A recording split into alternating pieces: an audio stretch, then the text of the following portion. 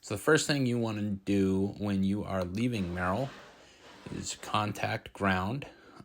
So here I am behind the whole short line. I'm going to contact them. I'm going to tell them where I am and what I'm doing. In this case, pattern work. You might say one of the several departures. You pick the one, they let you know. If you want an altitude deviation, this would be the time to let them know so they can coordinate that. They might just say on file, and that means they heard you. And then they'll give you further instructions when you get your eventual takeoff clearance. But before you taxi, of course, contact ground. They're going to give you taxi instructions and tell you they heard your departure stuff so they can start coordinating. Merrill Ground, Skyhawk 98354 at Wings of Freedom. Request taxi for pattern work. Cessna 98354, Merrill Ground. Advise when you have Foxtrot on what type of pattern work. I'm just going to do some touch and goes, closed circuit, and I'm at Wings of Freedom.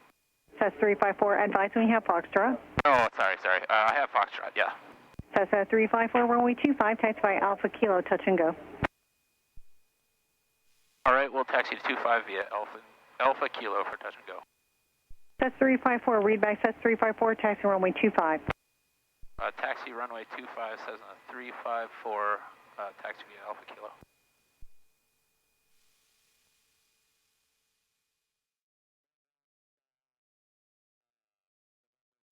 Okay, so as you can see, they're very patient. This is from when I was a student pilot, and so I messed up a little. And eventually we got there. So she gave me taxi instructions and asked me a bunch of questions, which I eventually got the right answers to, and gave me my clearance to the taxi.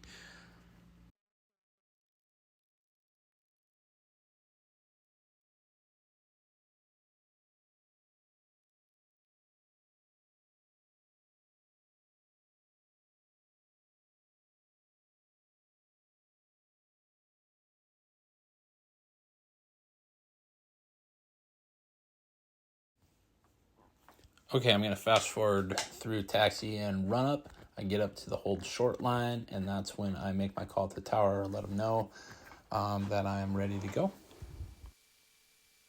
Merrill Tower, Skyhawk 98354 at Kilo, holding short 25, ready for departure.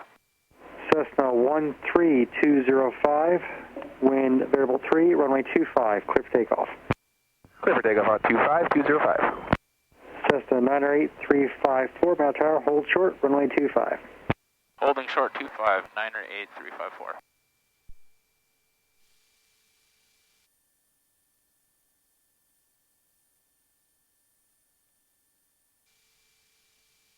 Cessna 354, wind calm, runway 25, clear for takeoff.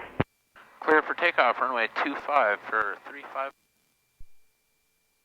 Sorry, for Cessna 354, cleared for takeoff, runway 25. So on the climb out here, you normally turn crosswind at Ingra Gamble area, which I'll show you in a bit when I make the turn, but I just want to stop it here for a sec and talk about C Street and where that is. You look for the giant bridge that goes over the Ship Creek on the right. You can't miss it. It's a giant bridge. It's the only giant bridge. So if they extend you to C Street, that's where you turn crosswind.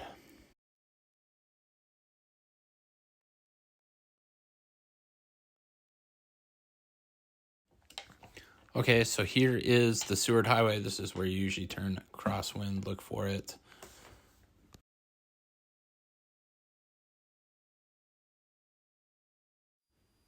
Typically, you turn your downwind here at DeBar. It's pretty standard, pretty close to the airport.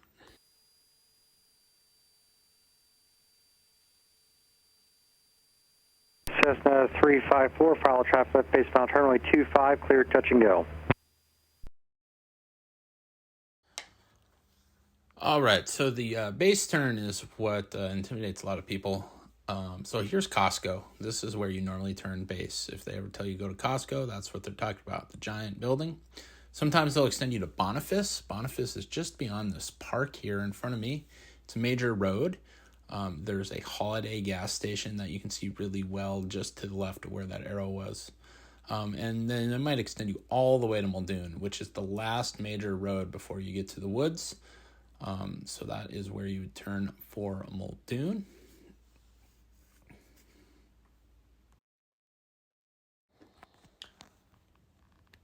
Okay, so the last thing I want to talk about is doing a right pattern. And so there's going to be an arrow here. This is going to be the edge of Merrill's airspace. Over there is Elmendorf's airspace. So you don't want to bust that airspace, obviously.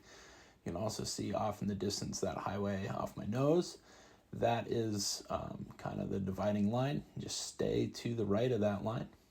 When you're doing a crosswind or a base flying a right pattern, it is usually pretty tight. So normally you are doing a climbing right-hand turn or descending left-hand turn, and it's just continuous, depending on the winds, of course, to get yourself in and out of the runway and onto the downwind or onto final.